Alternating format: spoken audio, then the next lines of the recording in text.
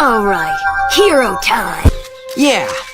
It's hero! Hey everybody, welcome back to another video, and I'm going to talk about the hero of heroes, Ben 10. There have been a lot of various Ben 10 titled video games in the past, all of them having problems, but some of them trying to capture the hero of heroes fairly well, but with mixed results for every single one of them. Some of them having their problems when it comes to different aspects of gameplay and not really capturing the full experience of what it would be like to be the hero of heroes, be Ben 10. Me personally, that always has sucked because I've always wanted to have a Ben 10 game really capture the full experience of what it would be like. Until recently, I didn't think that was possible. But boy was I wrong, because I was just browsing around on Twitter, as you do, and saw a fan announcement for a fan Ben 10 video game. Now, if you guys have seen my Daredevil Ideas video, the footage was actually helped developed by the same developer of this fan Ben 10 video game, which was actually pretty cool. And from some of the footage and some of the ideas, they do have a good grasp of the character of Ben 10, taking a lot of influence from various different video games and titles, and also the previous Ben 10 games of the past. The biggest question is, could they succeed where those games failed in a couple areas? Going over some of their concepts and also adding some of my own to come up with the perfect concept for a Ben 10 video game when it comes to their vision of the gameplay and other various add-ons with my own critiques from the previous games. Starting with the aliens and selection system. This is something that has bothered me with all of the Ben 10 games, how limiting it was when it comes to the aliens and what you had access to. Ben 10's aliens are pretty much an arsenal with various abilities that he can use in combat in many ways, making him very unpredictable, using the primest abilities of each alien to his advantage, coming up with strategies on the fly. Protector of Earth handled this aspect fairly well, but also still very limiting because it chose to be a side-scroller beat-em-up, but still allowed you to use some aliens to your advantage when it comes to their abilities in puzzles, but also in combat. Something that we want to see from a Ben 10 video game, but how the previous games have always handled it is cutting down Ben 10's arsenal in many ways and also limiting his aliens' powers and kind of just dumbing down the combat and also what you can do. Every alien having its own strengths and weaknesses with various abilities that are completely different from one another, but sometimes sharing core abilities without overloading the player and giving them too many aliens at the start that you don't know what to do with. So the selection system to take all of that into consideration and how it works. I personally believe that the selection system needs to take a little bit of inspiration from the Hogwarts Legacy spell system, being able to work in different sets of 10. Swap between your arsenal on the fly when you actually need to for certain enemy types, because this is something else that I feel like the game would need in some facets. Now, obviously, playing as these different aliens and doing combat is really fun, but what's not fun is having enemies that are pushovers and don't really provide a challenge for you to switch aliens. This is something that the Hogwarts Legacy game handled a little bit with the spell system, and this is something that I would probably try to implement into the Ben 10 game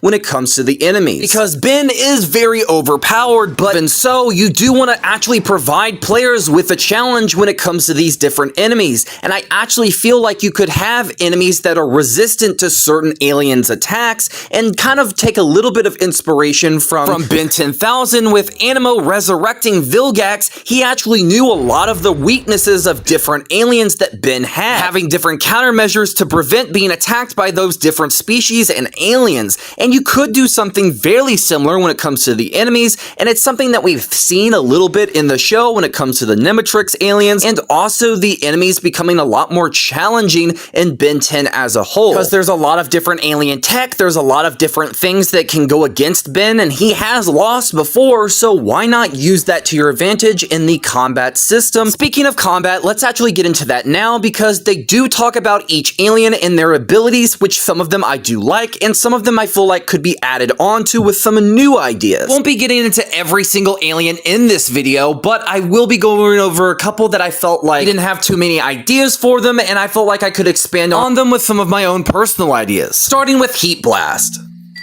Whoa.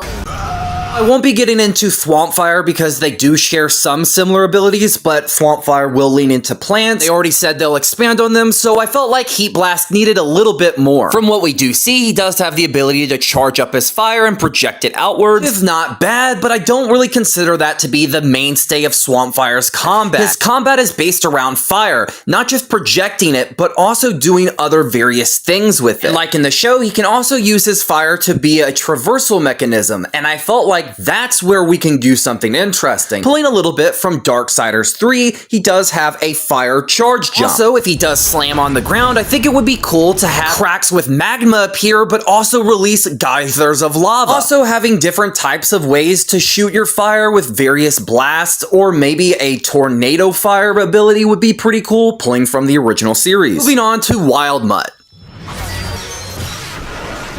Now, getting into Wild Mutt, they do go over his traversal, which I am fine with. They also mention a combat ability, which I am fine with, that I really like, that they would add. One thing that I felt like they could have expanded on, making it a part of his gameplay and how he dodges and moves, is his senses. Meaning he can sense incoming danger and move out of the way. And I feel like that right there, just like the spider sense ability in Marvel Spider-Man, could be a crucial mechanic to make Wild Mutt work a lot better in combat. Not just utilizing him for tracking, but having it to where he can dodge out of the way very quickly and also use agility more. There are aliens like Forearms that I feel like could utilize the environment a little bit more in their combat. Speedster aliens like Accelerate, some of the ideas that they does propose are pretty cool. While I do think he should be able to run on any surface, even up buildings, and also when it comes to Stinkfly, being able to shoot projectiles and also dodge in air projectiles would be cool as well, and being able to actually use his tail for attacks. Cannonball looks fine. Personally, I don't disagree with anything that he came up with, and I really like it. I will say their vision for the crime system, the open world, and other various things is pretty cool, but what about boss fights? What about puzzles? Now, this is something that wasn't brought up, and I actually think would be interesting as a concept because it's something that really hasn't been implemented very well in the Ben 10 games. They did do a little bit of it in the very first Protector of Earth game, but outside of that, it's never been utilized very well. I personally like the idea of having to switch between certain aliens and actually use them for certain puzzles in the open world,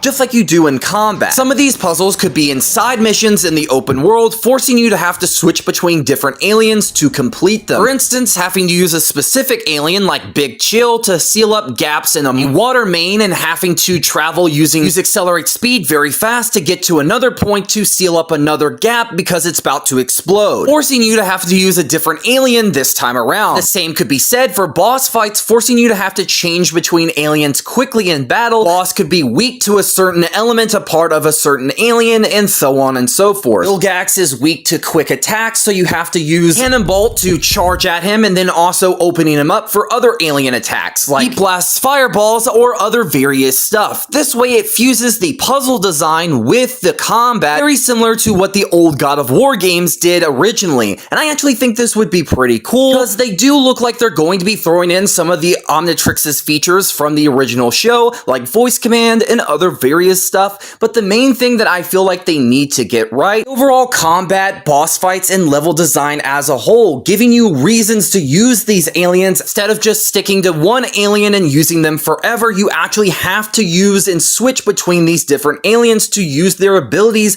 and kind of prioritize this style, but also strategy, because in some ways, using one alien could open an enemy up for a different alien's attacks, and vice versa. Obviously, this game is aiming for an open world sandbox experience with the level of being Ben 10. That's all well and good, but personally, when you look back at some of the older Ben 10 games, this game feels like it could surpass them in many ways, actually giving you full access to these different aliens' abilities instead of just limiting them to certain things. And also, it could actually give us some very cool boss fights with different strategies and forcing you to have to go against these cool Ben 10 villains that we know and love, like Vilgax, like Darkstar, like Charmcaster, and so many others. I know this video is pretty much all over the place, and there's not really a clear-cut way of why this game could be better than those games. Not a clear-cut ideas for his game, considering the fact that it is still in development, and I really wish him well in this, because it looks like it has a ton of potential to be the best Ben 10 experience I've ever seen. Despite my lackluster ideas and other various things, this video completely being unscripted and me kind of of rambling, I highly recommend you guys go check out and support the developer of this project. As Ben 10 fans, you can show him some love, some ideas, and other various things that he could eventually add. If you guys did make it to the end of this video, make sure to like, comment, share, and subscribe, and also check out the links in the description and the link to his video pinned in the comment section. Make sure to check it out. Have a good rest of your guys' day, morning, afternoon, night, or whatever it is for you in the world, and peace out. Bye-bye.